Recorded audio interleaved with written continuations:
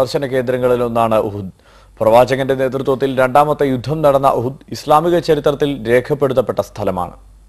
മദീനയിൽ തീർത്ഥാടകർ സന്ദർശിക്കുന്ന പ്രധാനപ്പെട്ട കേന്ദ്രമാണ് മസ്ജിദ് നബവിയിൽ നിന്നും ഏതാണ്ട് 5 കിലോമീറ്റർ അകലെയുള്ള ഉഹുദ്. ഇസ്ലാമിക ചരിത്രത്തിൽ ശത്രുക്കളുമായി നടന്ന രണ്ടാമത്തെ യുദ്ധത്തിന് വേദിയായ സ്ഥലം. ഹിജ്റ 3-ാം വർഷമായിരുന്നു ചരിത്രപ്രസിദ്ധമായ ഈ യുദ്ധം നടന്നത്. യുദ്ധത്തിൽ പ്രവാചകന്റെ ബന്ധുവും ഉറ്റ അനുചരനുമായ ഹംസത്തുൽ ഖറാർ ഉൾപ്പെടെ 70 പേർ രക്തസാക്ഷികളായി.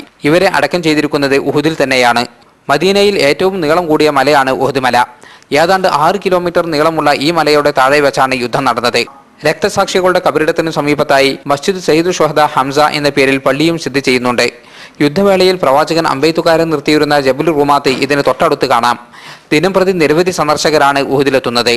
പകൽ സമയത്ത് മസ്ജിദ് നബവിക്ക് സമീപത്തു നിന്നും ഇവിടേക്ക് വാഹന സൗകര്യമുണ്ട്. ഉഹുദിന് പുറമെ ഇസ്ലാമിക ചരിത്രത്തിൽ ഇടം നേടിയ നിരവധി പള്ളികളും കിണറുകളും മദീനയിലുണ്ട്. ഉഹുദിൽ നിന്നും ജലീൽ കണ്ണമംഗലം, ഏഷ്യാനെറ്റ് ന്യൂസ്.